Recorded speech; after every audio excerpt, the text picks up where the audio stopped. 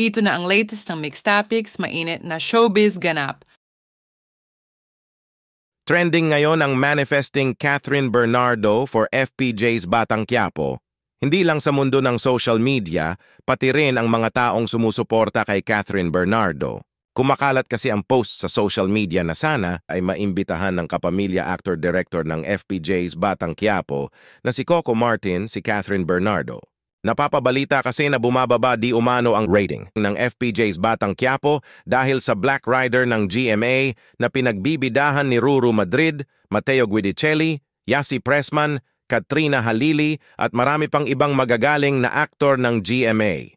Since marami ang nagmamanifest na sana ay makasama si Catherine Bernardo sa FPJ's Batang Quiapo, marami ang natuwa kung sakaling matuloy man ito. Marami ding mga netizens ang nagpahayag ng suporta kung sakaling maimbitahan nga si Catherine Bernardo. Siguradong mas gaganda pa ang Batang Quiapo dahil magaling na actress si Catherine at siya ang #1 A-lister ng Kapamilya Network.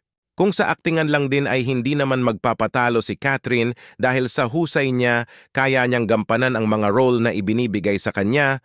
Kaya sure naman ang mga supporters ni Catherine na lalong gaganda ang FPJ's Batang Quiapo. Marami din ang naghahangad na sana nga ay mabigyan siya ng magandang partisipasyon sa nasabing palabas.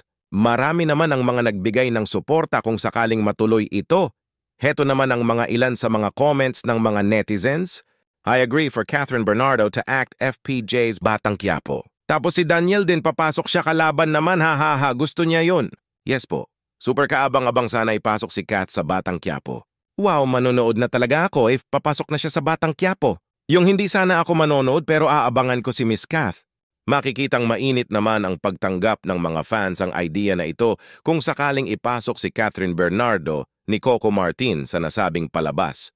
Makikitang maraming susuporta at manonood kung mangyayari ito. Ngunit alam naman natin na very busy si Catherine Bernardo ngayon sa kaliwat ka ng mga endorsements at mga projects na ginagawa niya, kaya marami din ang nagsasabing parang mahirap isingit sa mga ganap ngayon ni Catherine ang Batang Quiapo kung sakali man.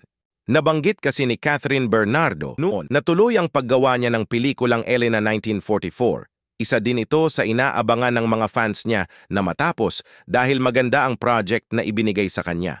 At isa na namang solo project niya ito kaya inaabangan ng marami. Hindi naman kasi maitatanggi ang husay ni Catherine sa pagganap sa anumang karakter sa pelikula, teleserye at marami pang iba. Ganun pa man nilulook forward pa rin daw ng mga fans na makita si Catherine Bernardo sa Batang Quiapo kung magkaroon ng pagkakataon. Sana ay mapanood nila ang #1 A-lister ng Kapamilya sa nasabing palabas.